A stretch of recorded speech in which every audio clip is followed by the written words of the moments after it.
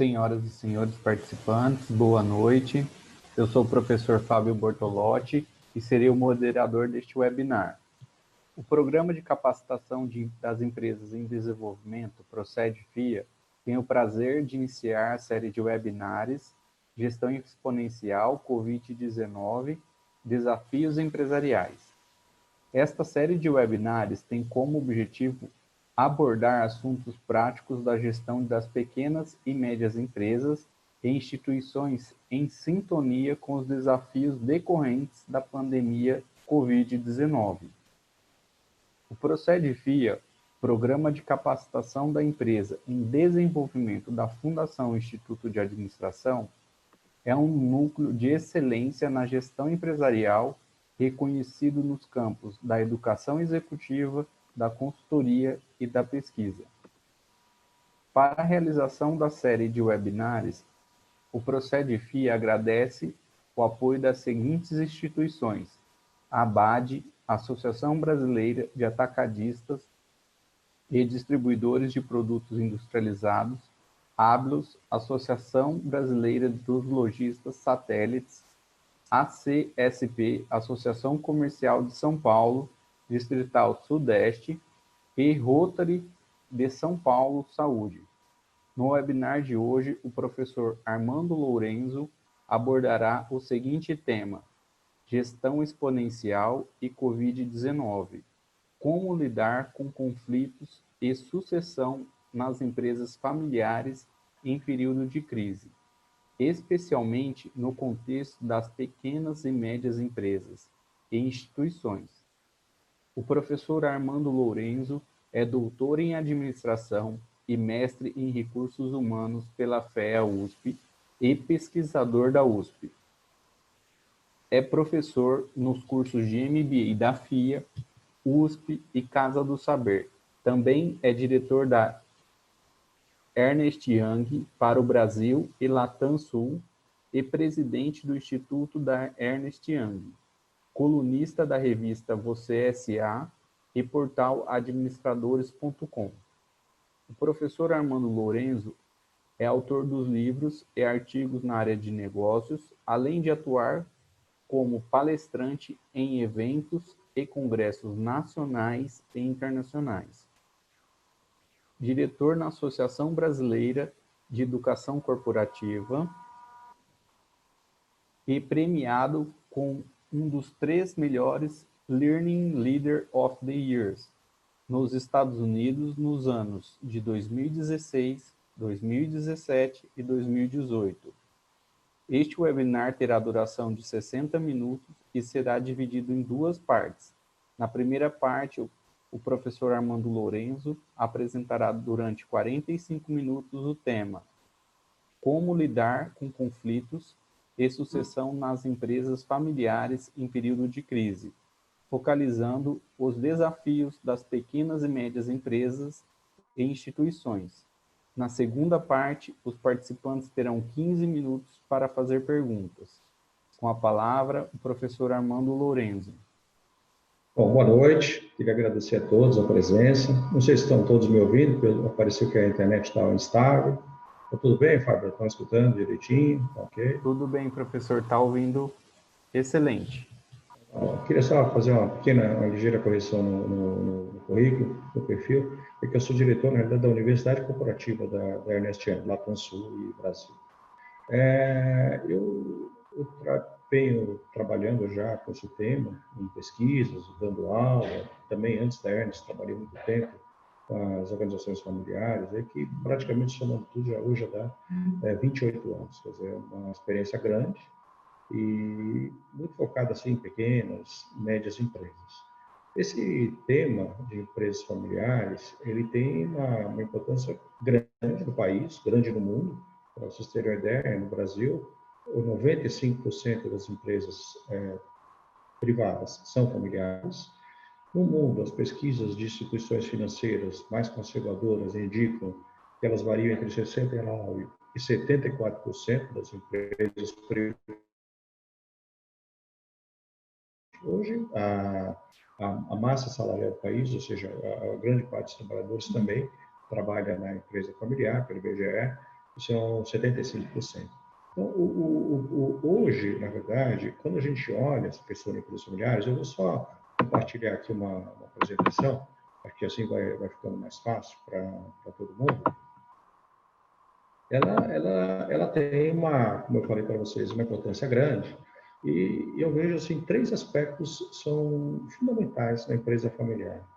O primeiro deles, conflito, ou seja, para vocês terem uma ideia, 85% das empresas familiares têm conflitos, ou seja, às vezes conflitos ocultos que a gente não percebe ou que a gente sabe, mas não quer falar para não criar uma situação. E que vai desde, por exemplo, um familiar manda uma pessoa dar uma ordem, o outro vai lá, desfaz a ordem que a pessoa deu, ou mesmo você tem disputa de irmãos pelo amor dos pais, assim, mágoas passadas que você tem, ou você vê, por exemplo, a pessoa, um dos filhos, por exemplo, se acha melhor do que o outro, profissionalmente dizendo, e por isso ele acha que ele tem mais direitos também do que o outro. Ou seja, você imagina uma empresa, a pessoa trabalha, um herdeiro, por exemplo, né, trabalha lá 10 anos, depois entre os outros, ele se acha mais dono que os outros, quer dizer, pode se achar, mas não é na prática. Mas a grande real é que a vida é uma ilusão, né? O que vale mesmo é a percepção que a gente tem das coisas. Então, basta a pessoa ter essa percepção que o que para ele é válido. Isso já, ou seja, o outro ponto da empresa familiar que me chama bastante atenção é a questão da sucessão. Ou seja, a sucessão hoje, esse número de 33%, ele mostra o seguinte: apenas 33% das empresas conseguem passar de maneira com sucesso da primeira para a segunda geração. Para a terceira geração, esse número cai para 5%. Quer dizer, então você veja que a grande parte das empresas, elas já fecham, a grande parte fecha logo nos primeiros 5 anos, quer dizer, independente de ser familiar. Ou seja, por diversos aspectos. Então, das que realmente sobrevivem, que já é um ateróico, você tem um número baixo, essa taxa de sucesso. Essa taxa de sucesso, pela pesquisa que eu realizei, ela até pode aumentar para 68%. Quer dizer, quando você olha assim, você fala, poxa, ela é até mais que o dobro, né? É verdade, desde que se tenha algumas práticas para você fazer isso de maneira bem feita. Agora, ainda assim, ainda vão sobrar 32% dos casos que não terão sucesso por questões pessoais mesmo, em geral, questões comportamentais. E aí, você tem nessa questão da sucessão, quer dizer, a pesquisa que eu realizei, ela identificou o seguinte, mas a experiência profissional também, tudo que eu falo aqui é uma mistura, né, experiência profissional e pesquisa e acompanhamento de literatura. Você vê, por exemplo, as 3 principais razões para que esse sucesso seja baixo são centralização dos fundadores e fundadoras, centralização em excesso. A questão de você ter uma outra dificuldade são os conflitos familiares e quando você tem sucessores e sucessoras com preparo inadequado para gerir a empresa. Porque às vezes a gente tem a impressão de que só por você ter feito uma boa faculdade, um bom curso de pós-graduação, isso resolve, mas não é verdade. Quer dizer, você tem que ter outros aspectos que a gente, sucessores, para tocar melhor a organização. E, por fim, você tem o ponto que a gente chama aqui de profissionalização, e que a gente tem ainda uma ideia e acha que só profissionalizar a gestão resolve. Lembrando bem, quer dizer, vamos entender bem o que é profissionalizar a gestão. Profissionalizar a gestão significa você ter uma separação clara entre o que é propriedade, empresa e família, quer dizer, é difícil separar 100%, mas sempre que a gente pode separar é melhor, que você tem uma troca de processos gerenciais implícitos e subjetivos por processos gerenciais objetivos e explícitos. Significa o quê? Muitas vezes uma empresa, depende do grau de maturidade dela, em termos de gestão, mas muitas vezes os controles estão na cabeça do homem. Quer dizer, como é que você gerenciar uma empresa que os controles estão na cabeça? Você não consegue tomar decisões assertivas. Então, eles precisam ser gerencialmente claros, explícitos esses indicadores. Uma avaliação de performance, por exemplo, as empresas não têm. Então, como as pessoas são promovidas, ou aumento salarial, por exemplo, às vezes é mais pelo relacionamento. Então, questões emocionais, elas dominam e elas se sobrepõem a questões de maior racionalidade. Então, e ainda que permita a participação das pessoas, da família, da empresa, desde que sejam qualificadas. Esse é o X da questão. Porque a empresa familiar, o problema não é entrar, é sair. Porque depois que ela entra, para você tirar uma pessoa que, porventura, você não considera qualificada, é muito difícil, porque o impacto, as pessoas que estão assistindo essa webinar, eu não sei se já tiveram oportunidade ou não de desligar uma pessoa, independente de ser parente. Quando você desliga uma pessoa, dificilmente essa pessoa acha que está errado, quer dizer, dificilmente, quer dizer, é complicado. Agora, quando você vai desligar em um parente, quer dizer, além dele não achar que, por exemplo, ele talvez até nem merecesse, vamos supor que seja o caso, o impacto que causa isso na família é muito grande. Muitas vezes a família resolve nem desligar. Então, note como é difícil, quer dizer, então a gente precisa ter de critérios muito claros para entrar na empresa, porque a saída se torna bastante difícil. E outra questão, como eu falei para vocês, né? Só existe no Brasil? Não. Elas não existem só no Brasil. Quer dizer, você nota, por exemplo, você veja, por exemplo, Espanha, 80%, Portugal, 70%, Estados Unidos, 90%, Suíça, 85%. Quer dizer, ou seja, a gente tem uma série de países nos quais demonstram que a empresa familiar, elas são, de fato, a maioria. E a gente vê mesmo, né? Quer dizer, aqui no Brasil tem grandes empresas familiares, mas é difícil. Você vai comprar uma calça, provavelmente é de uma confecção familiar. Você vai comprar um carro, provavelmente ele está numa concessionária que é de uma família. E essa montadora também pertence a uma família, porque você tem várias montadoras que pertencem à família. Quando você vai comprar, enfim, outros produtos, geralmente isso, provavelmente você vai no supermercado que pertence a uma família, você vai no restaurante que pertence a uma família. Então, é muito difícil você, na realidade, não estar relacionado com a empresa familiar. Agora, o que significa essa empresa familiar? Esse é um conceito meu. A gente usa, a literatura é vasta nisso, mas ele é ainda limitado, porque ele mostra o seguinte, olha, a empresa familiar é aquela que pertence a uma ou mais famílias, em termos de propriedade e gestão, e as pessoas da família trabalham nessa organização, sobretudo em cargos de liderança mais próximos da gestão. Mas como eu achei, na realidade, esse conceito limitado, porque ele é limitado sob o ponto de vista emocional. Quer dizer, ele garante, quando você vai fazer uma pesquisa, por exemplo, você tem materialidade. Isso é uma empresa familiar, é fácil, mais objetivo. Só que não é suficiente. Porque tem um conceito de Danner, da década de 60, muito interessante, do século passado, que mostra o seguinte, quer dizer, a empresa familiar é aquela que tem influência de uma família, sofre a influência de uma família, a empresa, e a empresa também influencia essa própria família. Quer dizer, é uma mão dupla. Agora, as decisões são emocionais. Quer dizer, como eu falei para vocês, quer dizer, é muito comum você ter esse tipo de coisa, porque, na realidade, quando você trabalha a questão de colocar uma pessoa da família, por que você precisa colocar uma pessoa da família? Será que é só porque ela é qualificada? Ou muitas vezes pelo laço de consanguinidade? Então, muitas vezes, a decisão podem ser boas, mas não necessariamente. Você tem transferência de crises, quer dizer, a família não tem impacto na empresa, e vice-versa. Dificuldades na centralização. Muita gente sempre pergunta, eu faço uma palestra, sempre pergunta, por que os fundadores e fundadoras são centralizadores?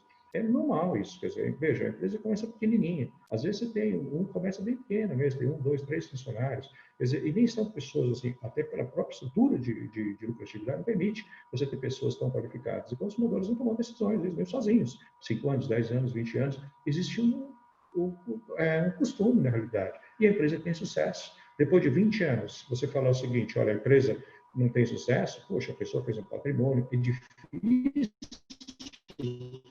você justificar que uma pessoa não está trabalhando bem, como ela tem um recurso de sucesso. E a cada ano que ela sobreviveu e o patrimônio que ela resumiu, não só individual, mas do seu ponto de vista de empresa, é um recurso de sucesso. Então, é difícil você descentralizar. Não significa que seja certo, mas é difícil.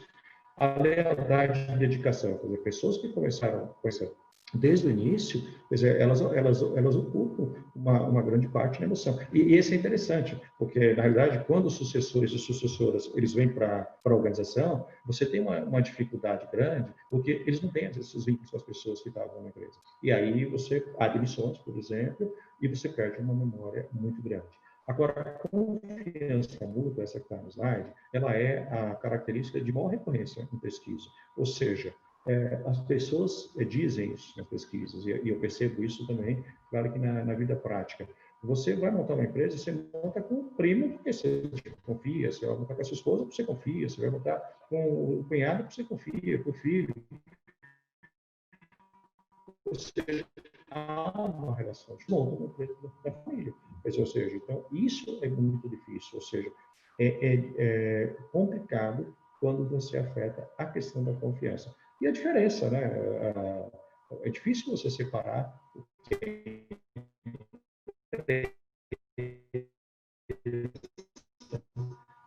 o que vai para a empresa. Ou seja, então, tudo é misturado, é difícil mesmo a gente separar.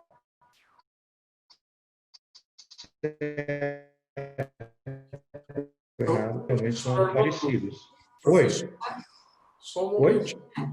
O senhor poderia fechar a câmera do senhor no momento que está dando uma instabilidade de rede?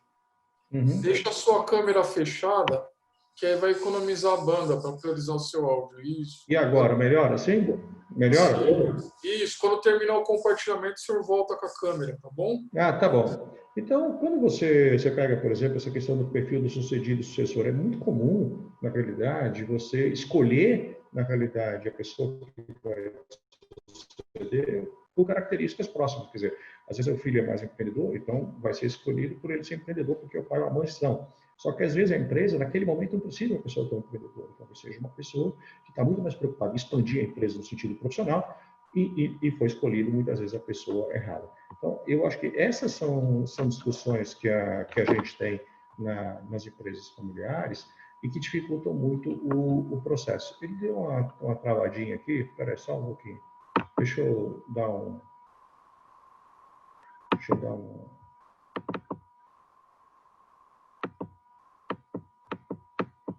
Travou.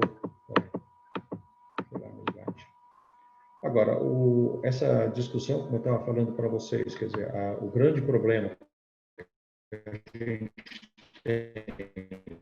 das empresas, ou seja, está no conflito, ou seja, 85% dessas empresas têm algum tipo de conflito e é difícil até a gente resolver. Agora, quais são os principais conflitos? Geralmente entre pais e filhos e geralmente entre irmãos. Quer dizer, é fácil até da gente compreender. A disputa, muitas vezes, pelo amor dos pais é uma coisa muito complicada. Eu vejo, talvez, não sei se você vai perceber, você está ouvindo esse webinar, ou seja, é comum as pessoas falarem assim, meu pai e minha mãe gostam mais do meu irmão da minha irmã. É comum você ter essa sensação. Mas, na realidade, não é. A verdade não é essa. Mas é que eu volto a te falar. Uma coisa é a percepção, outra é a verdade. Então, vamos supor, dois irmãos. Um tem uma fragilidade emocional maior. É normal que o pai ou a mãe dê uma atenção mais intensa nesse filho. Então, o outro filho, que teoricamente não tem essa fragilidade emocional, ele deveria pensar assim, bom, se eu não tenho, eu não preciso de tanta atenção. Mas isso é no campo lógico. E na empresa familiar, a lógica é inversa, muitas vezes. Então, cada vez que o pai se aproxima, mais a percepção que ele tem que ama. Agora, você imagina você viver com essa percepção por 5, 10, 15, 20, 30 anos, e depois, na realidade, você vai trabalhar com esse irmão e vai tomar uma decisão. É difícil.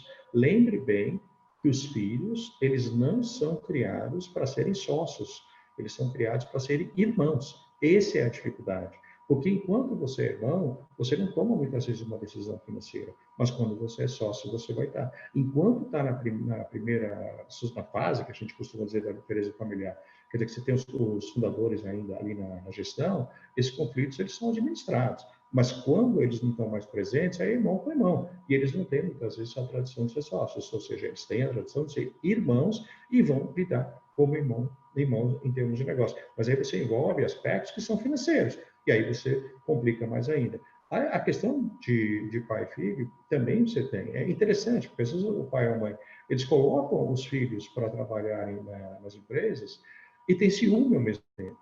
É interessante isso, porque, veja, a empresa é mais um filho desses pais ou desses fundadores. E aí há uma discussão. Por exemplo, também outra questão que causa muito conflito é se o filho, por exemplo, pedir demissão para sair da empresa. Os pais vão achar isso como uma ingratidão. Mas se você pensar bem, não é uma ingratidão, porque a pessoa ela tem direito de seguir a carreira dela e muitas vezes não está na empresa da família a opção que ela tem naquele momento. Agora, esses problemas eles vão ser resolvidos totalmente? Não.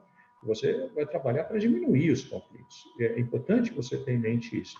E como é que, assim, as principais ferramentas que a gente trabalha para essa questão de conflitos são: a comunicação tem que ser intensa, quer dizer, ou seja, bem transparente, bem assertiva, mas com respeito. É importante a gente ter respeito, porque depois que você perdeu o respeito na empresa familiar, é difícil. E quando você tem a questão da intimidade, pela própria família ter, isso muitas vezes ultrapassa o limite. E ultrapassa o limite, inclusive, na frente dos funcionários, o que é pior ainda, porque você causa uma impressão horrível na gestão, porque você imagine uma sucessão, onde você tem dois irmãos brigando.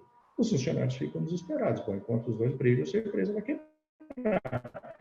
Se ela vai quebrar, é melhor ir embora. Então, você veja que você impacta nisso. Você impacta no cliente, você impacta no fornecedor, quando você tem esse tipo de problema. Agora, é importante você olhar no conflito como uma outra opção de alternativa de solução, é entender a origem dele. E não, na realidade, a consequência. Senão, a gente não consegue resolver. A própria inteligência emocional, quer dizer, essa capacidade que você tem de controlar, vamos dizer assim, de ter autocontrole, ou seja, você entender a sua emoção e aprender a lidar com ela, e você ter a capacidade também de empatia, quer dizer, você entender a emoção da outra pessoa e aprender a lidar com isso. Porque, veja, de uma maneira geral no mercado, o que se pensa, é claro que é uma posição individual minha, mas depende de cada um, eu não concordo quando as pessoas falam assim: eu vou tratar os outros como eu gosto de ser tratado. Eu não acho isso. Eu acho que a gente tem que tratar os outros como elas gostariam de ser tratadas, como os outros querem ser tratados. Quer dizer, é assim que eu vou tratar uma pessoa. Então, quando a gente tem que pensar a partir da ótica da outra pessoa, não da nossa. Porque se você pensa a partir da ótica da sua, você não vai resolver o problema. E, por fim, você tem um acordo familiar, que assim, nos Estados Unidos chama de Constituição da Família, na Europa chama de protocolo familiar. São regras, na realidade, que pode se transformar num acordo societário. São regras, na realidade, que você vai estabelecer de convivência entre as pessoas da família, entre os sócios, muitas vezes, dessas organizações. Agora, dentre os desafios, que é o que eu estava comentando com vocês, o mais significativo é a sucessão. E a sucessão, é importante a gente entendê-la como um processo, não como um evento. Esse é o problema. A sucessão deve ser feita em vida, com os fundadores vivos, porque você passa por uma fase que a gente chama de aconselhamento. Quer dizer, enquanto a sucessão está ocorrendo, os fundadores têm uma capacidade de aconselhar mais, ao mesmo tempo que eles vão diminuindo a participação deles na gestão, não necessariamente na sociedade, e os sucessores vão poder dar uma cara do negócio segundo a deles. Quer dizer, mas eles não vão dar a cara do negócio sem a orientação dos fundadores. Esse é o processo melhor. Por isso que, na realidade, a gente não deve ser um evento. Quer dizer, o evento ele pode ser muito brusco, quer dizer, de repente há um falecimento na família. E aí, no dia seguinte, como é que funciona? Então, note como é complicado. Quando tem os pontos-chave, tem que ser planejado desde o começo. O preparo dos sucessores, eu acho que a gente tem que lembrar de três coisas. Uma é a educação formal. As pessoas têm que ter uma educação de qualidade.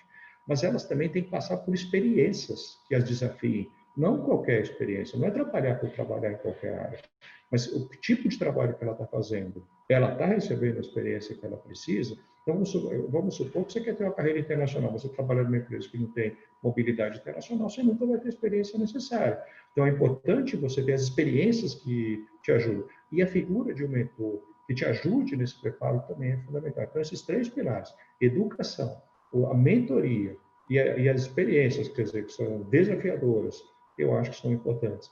Você ter, na realidade, um acordo de sócio ou até mediadores para te ajudar nos conflitos, ter uma relação de maior proximidade, sobretudo porque a sucessão deve ser um processo, com esses agentes, os stakeholders que a gente tem. Quer dizer, você tem uma área, empresa de serviços.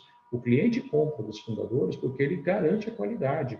E o nome da pessoa garante a qualidade, mas não quer dizer que, por ser filho, você vai ter a mesma qualidade na prestação do serviço. Então, note que precisa passar isso de uma maneira mais segura. E os sucessores sem vocação ou sem interesse, eu acho, os herdeiros, eu acho que realmente eles têm que sair. Eles têm que viver o sonho deles. É um engano você permanecer na empresa, porque às vezes você fica na empresa, muitas vezes a empresa familiar, a remuneração, ela não representa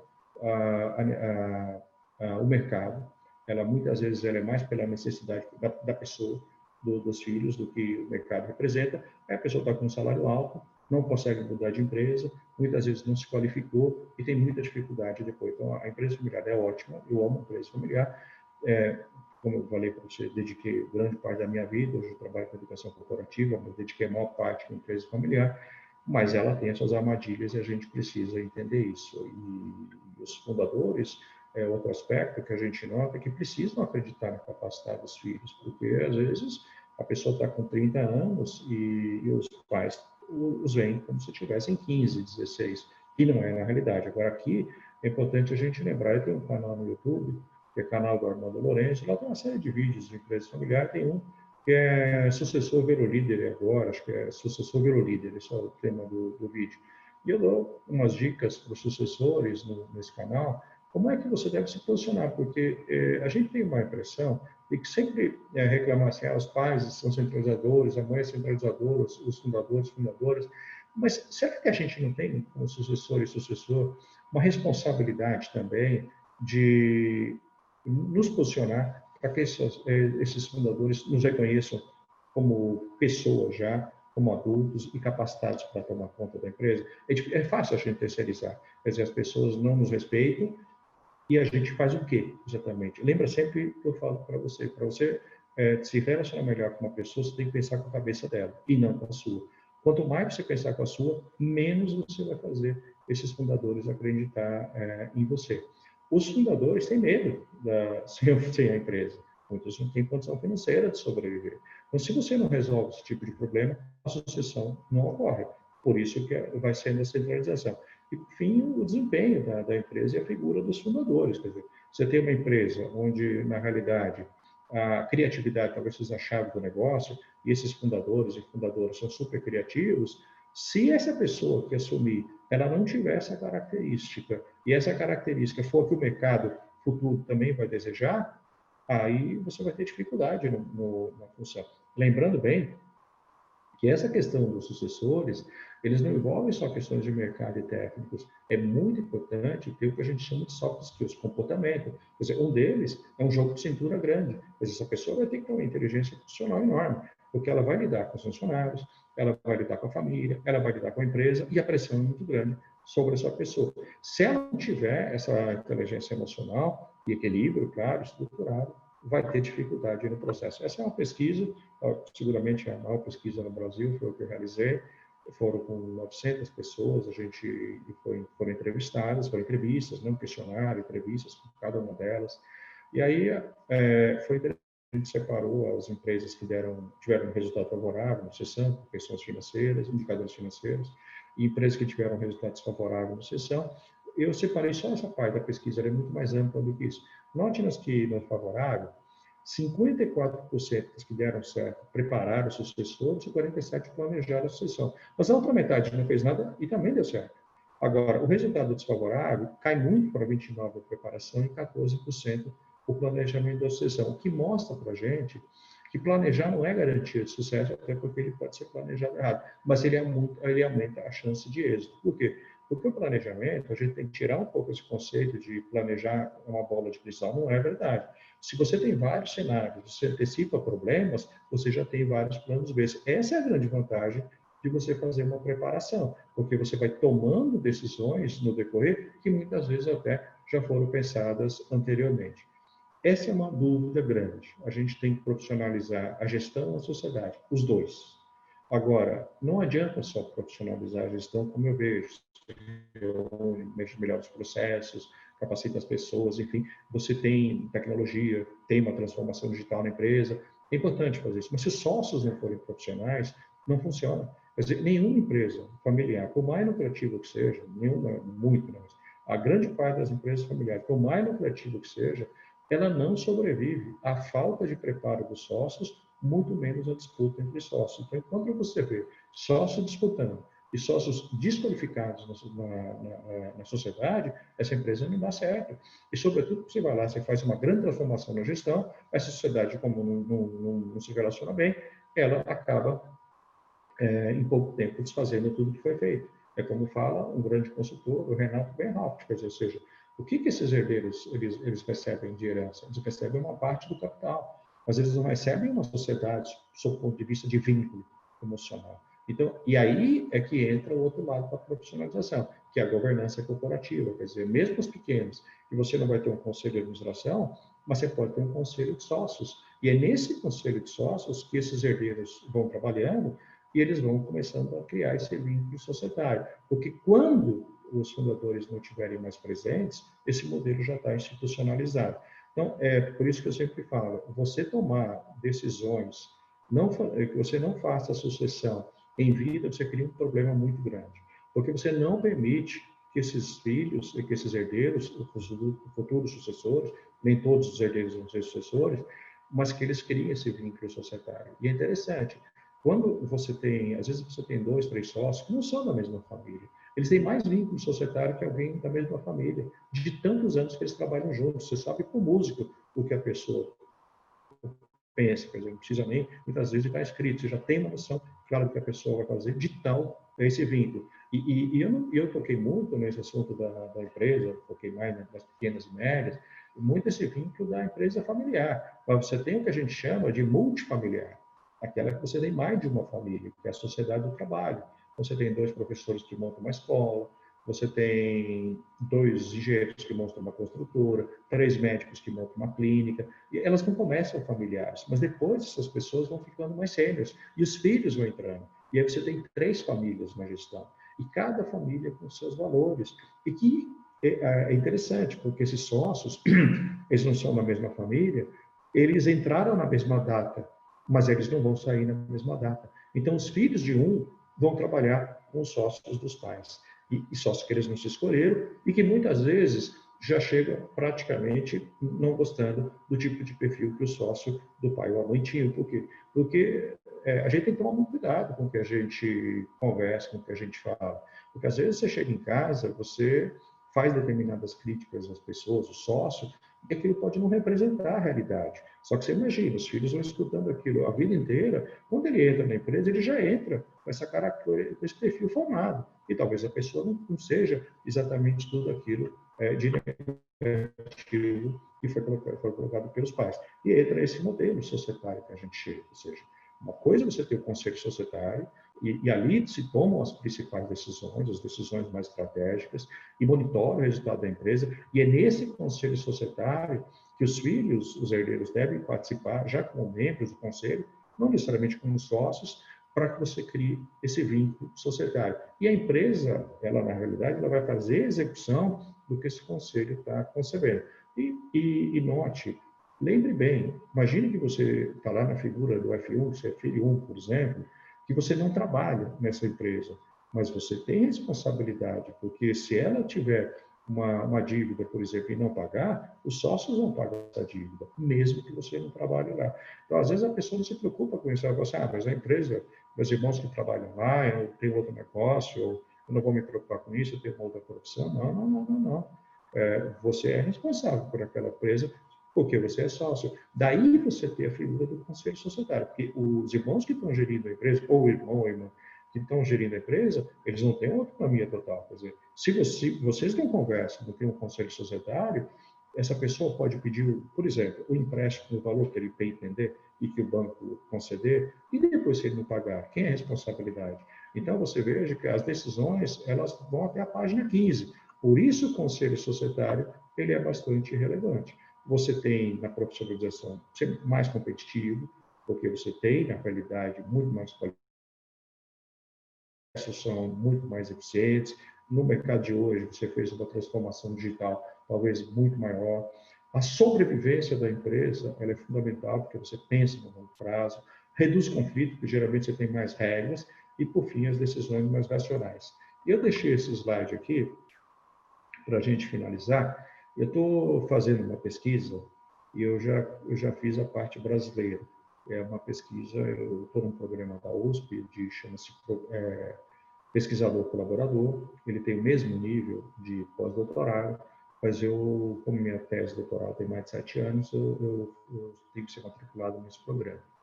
Mas eu estou fazendo uma pesquisa e eu estou comparando as empresas familiares brasileiras, portuguesas e espanholas.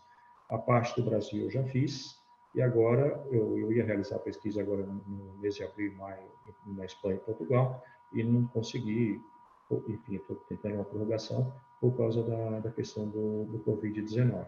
Mas o objetivo da pesquisa é levantar o seguinte: quais são as melhores práticas? O que essas empresas estão fazendo para conseguirem fazer a sucessão com sucesso? Elas conseguiram ultrapassar aquela taxa média de apenas 33% terem sucesso. Esses são os fatores das empresas que eu pesquisei no Brasil. Não necessariamente todas aplicam todas, ou o grau de maturidade está em todas as organizações pesquisadas. Mas elas têm um pensamento estratégico claro, ou seja, os sócios têm um alinhamento para onde vai a empresa. Profissionalizar a gestão não significa tirar as pessoas da família. Significa que existe uma separação clara entre propriedade, empresa e família, existe processos gerenciais objetivos e pessoas qualificadas, da família ou não. Existe uma governança por detrás, com um acordo familiar, que a gente chama de protocolo familiar, constituição da família nos Estados Unidos, ou mesmo que deriva com um acordo societário. Existe um conselho societário que faz a governança dessa organização em termos de gestão, e o conselho de família. Às vezes depende do tipo de empresa, depende do tamanho da família, do tempo de existência dessa empresa. A ideia é você criar um conselho de família para que você tire aqueles assuntos mais ligados à família e tenha um fórum específico para ser tratado. O planejamento sucessório, ele houve um planejamento, esse planejamento sucessório foi realizado, vamos dizer assim, talvez alguns com mais eficiência, menos eficiência, as pessoas foram preparadas, as pessoas foram qualificadas, houve questões jurídicas pensadas, ou seja, teve um planejamento sucessório, e muitas administraram conflitos, quer dizer, ou seja, alguns foram mediadores, outros, um dos irmãos um dos sócios tem essa capacidade de fazer a gestão em termos de conflitos, o mesmo acordo societário colabora. Então, esses são os fatores selecionadores que eu encontrei no Brasil até agora nas empresas pesquisadas. E agora eu vou comparar com Portugal e com a Espanha, mas aí eu estou dando um spoiler para vocês. Já essa pesquisa eu devo concretizar no começo do ano que vem, imagino eu, em função da pandemia que a gente está passando, e aí devo fazer uma publicação, preferencialmente numa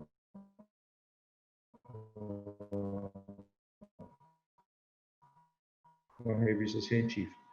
Então, o objetivo foi com conflitos, um pouco da governança.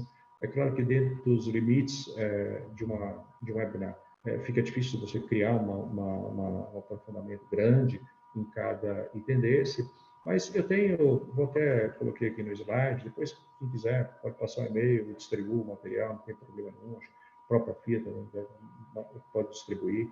Aí você tem o meu e-mail, eu tenho um canal no YouTube que ele tem muitos vídeos de empresa familiar. Eu tenho colocado muitos vídeos agora dessa sucessão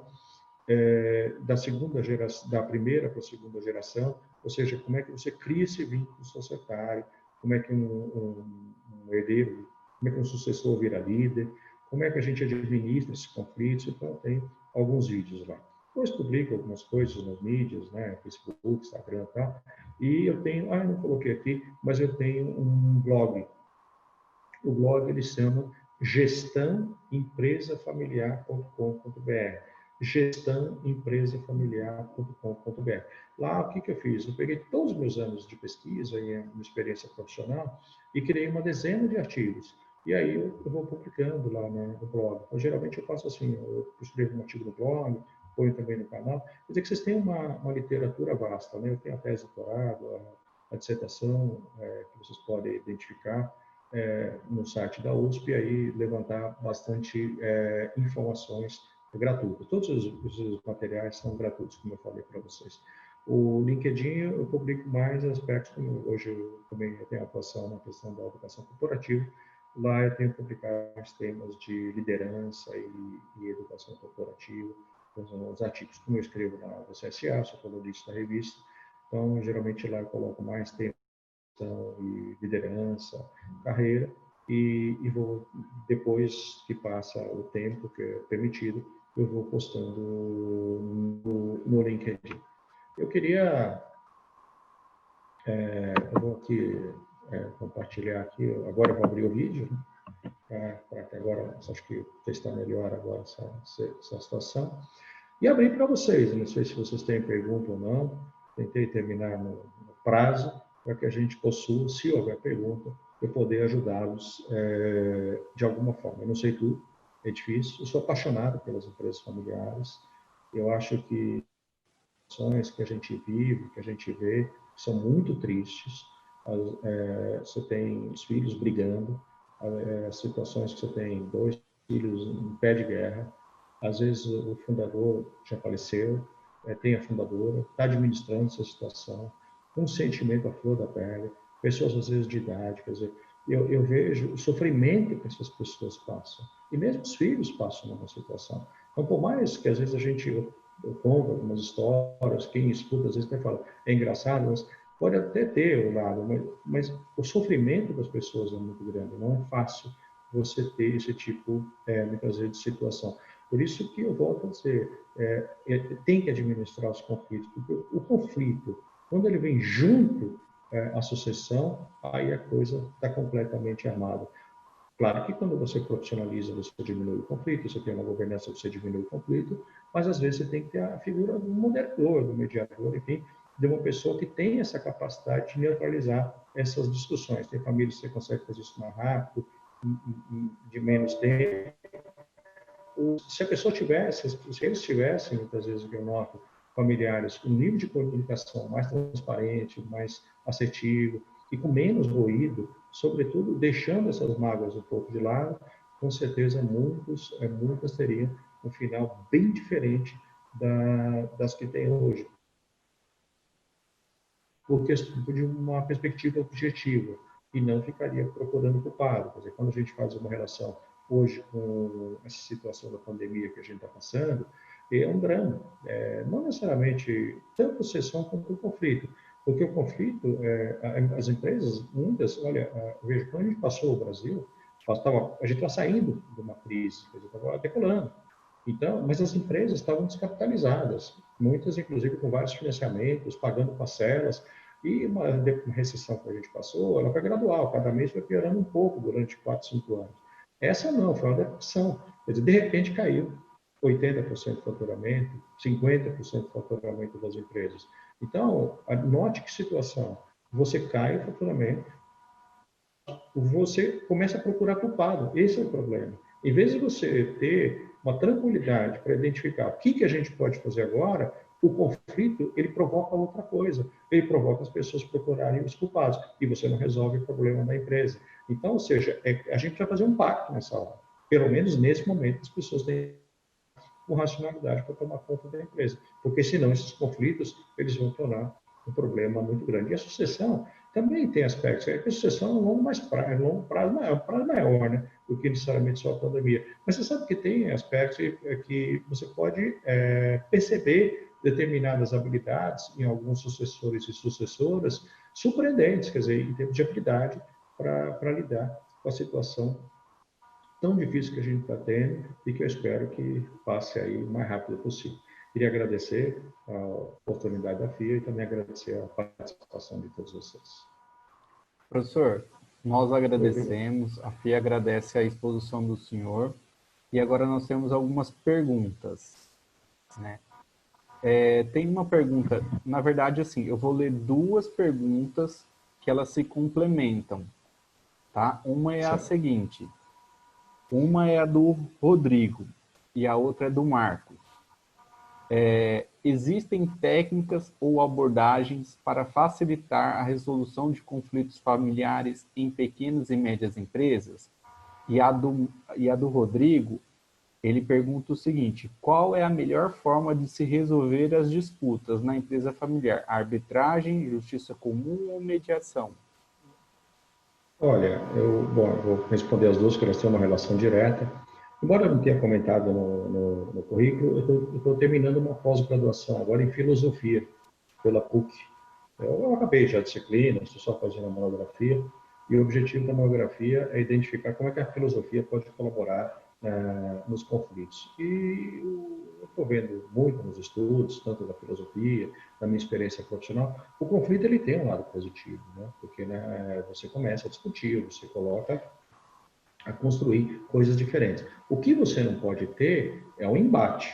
Esse é o problema. O conflito ele tem um lado positivo. Quando você tem pessoas pensando de maneiras distintas, você pode ter uma ideia melhor. Agora, quando você vai para o embate, na realidade, aí você não consegue administrar. Então, eu vejo para administrar. Agora, entrando nas técnicas que vocês estão falando. Mediador ajuda muito. Às vezes, muitas vezes familiar, ele ajuda, ele pode ajudar. O acordo familiar, quando você começa a colocar regras, ele pode diminuir o conflito. O acordo familiar ele deveria ser feito antes do conflito existir, mas ele diminui bastante. Então, a comunicação para ser mais fluida, ser mais transparente. Agora, se a gente realmente colocar o pé no chão e falar, eu preciso lidar com a minha emoção, você não vai resolver esse conflito. Por isso que a gente precisa de uma ajuda externa, muitas vezes, para lidar com essa situação. Ah, ótimo. Professor, nós temos uma outra aqui também da Simone. Na gestão de empresas familiares, geralmente os conflitos ocorrem com integrantes não capacitados em detrimento do gestor com visão e capacitado. A inteligência emocional ajuda no equilíbrio da gestão? Ajuda, né? Porque isso que você falou é muito comum, né? Porque a pessoa, por ela não ter, vamos dizer assim, uma qualificação da outra pessoa, você começa a ter esse conflito. Porque muitas vezes ela não consegue nem compreender o que a empresa deveria fazer por essa qualificação não ser tão alta. Você começa a ter esse tipo de conflito. E aí você começa a gerenciar isso, quer dizer, com a inteligência emocional, e tem que ter. Porque não adianta você falar assim, eu sou mais qualificado, então tem que seguir a minha lógica. Não. Você precisa ter a sua inteligência emocional para lidar com essa situação. Por quê? Porque os fundadores, na realidade, eles são donos da situação.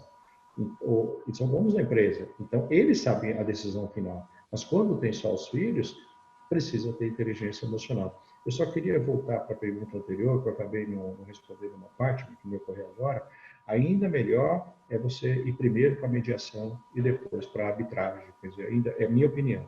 Ou seja, a sensação, muitas vezes, quando você vai para a justiça, é de perda muito grande para todo mundo. Então, eu acho que ainda a mediação e a arbitragem são os melhores caminhos, de maneira geral. Claro, tem que estudar cada caso. Professor, eu vou ler uma pergunta agora, que essa aqui eu acredito sendo muito boa, é do Gustavo. Fazendo uma versão invertida do dado que você apresentou em sua pesquisa, das empresas que planejam a sucessão, quantas tiveram sucesso? Desculpa, é que falhou a internet, eu não escutei direito. Fábio, você pode repetir? Vou repetir para o senhor. Fazendo uma versão invertida do dado que você apresentou na sua pesquisa, as empresas que planejam a sucessão, quantas tiveram sucesso? Não, das que planejam a sucessão, como eu comentei, né? Você tem praticamente a metade você consegue ter. Ou seja, você consegue ter em termos de quando. Desculpa, agora que eu entendi a pergunta dele. É outra coisa que eu estou falando.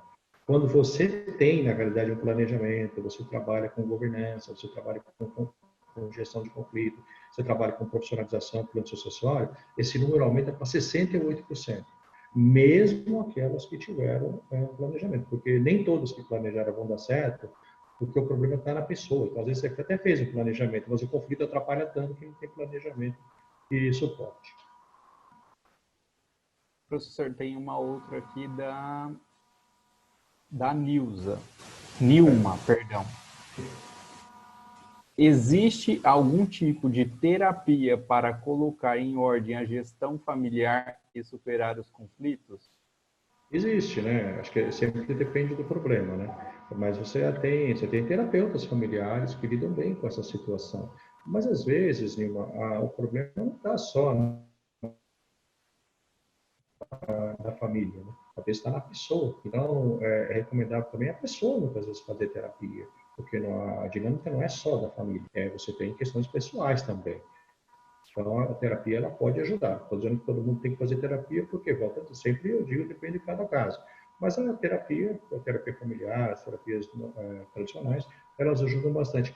Mas depende do tipo de conflito, porque às vezes você tem situações que o próprio mediador dos conflitos nas reuniões. Isso ajuda bastante, às vezes nem precisa de terapia nem familiar, mas pode precisar da pessoa. Professor, tem uma aqui do Elton. Eu acredito que ele seja o proprietário, né? Certo. Não desejo impor e nem convencer os meus filhos a serem sucessores. Sendo assim, existe alguma forma prática de identificar qual tem perfil para um bom sucessor?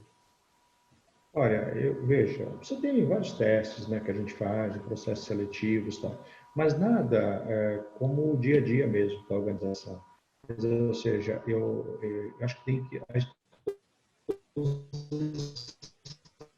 dessa pessoa, algumas missões delicadas, como a gente chama, não só experiências desafiadoras. Essas missões delicadas, eles vão colocando a pessoa em algumas situações e você vai vendo se aquelas características comportamentais a pessoa possui para lidar. Eu fiz uma pesquisa em 2018 que apontou o seguinte: o objetivo da minha pesquisa era medir por que os gestores eram desligados no Brasil. Uma pesquisa foi feita com gestores, significa gerente, coordenador e supervisor. Esse é o alvo, o público da pesquisa. Olha que interessante o dado. 83% dos gestores desligados no Brasil são desligados pelo comportamento. E só 17% são desligados pelo conhecimento. Quer dizer, veja, você contrata pelo conhecimento e desliga pelo comportamento. Então, às vezes você tem uns filhos que têm muito bom conhecimento, mas se ele não tem determinadas habilidades, no nível da gestão, isso se sobressai muito. Aí você fala, mas você não precisa ter conhecimento? Claro que você precisa ter. Conhecimento é update, você precisa ter o melhor conhecimento do mundo. Não tenha dúvida. Mas, além disso, você precisa ter habilidades comportamentais. Eu acho que a exposição da pessoa, na verdade, em algumas situações, e alguns testes que você possa fazer com o pessoal de RH, pode te dar uma visão grande. Eu acho que a exposição, positivamente falando, ela te dá tanto na gestão quanto na sociedade. Porque uma coisa é o filho atuar na gestão, outra coisa é o filho atuar como sócio do outro irmão. Esse é o chave. Mas quando você monta um conselho, você está criando um laboratório que essas pessoas vão conviver e você vai sentir se eles têm. Porque, vamos ser claros, se ela está bem, mas os fundadores percebem que essa sociedade não vai dar certo, será que é melhor a gente manter mesmo nas mãos da família? Ou talvez seja a hora de fazer essa organização? Você fala, poxa, mano, mas você está dando uma palestra de sucessão e está falando em vender a empresa. Veja, eu acho que antes de tudo a gente tem que blindar o patrimônio da família. E se você entende que aquela sociedade não vai dar certo, talvez seja a melhor maneira seja você vender mesmo e ficar com o patrimônio na mão, porque eles podem destruir. Isso é difícil nas organizações. Mas respondendo a sua questão, na sociedade, eu acho que a exposição ao conceito societário ajuda muito e na gestão de missões delicadas. Professor, vamos para a última pergunta, até porque o tempo está acabando. Sou de uma empresa de família, com 2 irmãos. De acordo com seus estudos, o senhor vê discriminação por ser mulher? Olha, eu não tenho um estudo claro sobre isso, para te falar a verdade. Mas a gente sabe que em algumas famílias, sim, existem esse tipo de coisa. Porque a preferência, muitas vezes, da escolha dos sucessores quase inconsciente escolher pelos filhos homens. Não dá, eu não tenho uma pesquisa que seja objetiva. Mas se você perguntar, pela experiência, eu já tive essa percepção? Já, sim, já tive claramente. Infelizmente, por sinal, infelizmente, porque as pessoas são iguais e é importante a gente entender isso. A diversidade é a palavra de ordem hoje da liderança. É verdade. Professor Armando Lourenço, nosso horário chegou ao fim. E o senhor gostaria de fazer algum comentário final? Eu gostaria, acho que se a gente esquecer tudo que eu falei, só não esqueçam isso. Nenhuma empresa sobrevive à disputa de sócios e falta de preparo. Se os sócios não forem preparados e ficarem disputando, não tem empresa que sobreviva, nenhuma empresa. Acho que esse é o tema maior que eu gostaria de com vocês. E agradecer aqui pela oportunidade que eu tive, né? Eu fiquei muito contente, é um tema que eu adoro, e também a todos presentes. Muito obrigado, professor. Agradecemos a participação das senhoras e senhores do segundo webinar de gestão.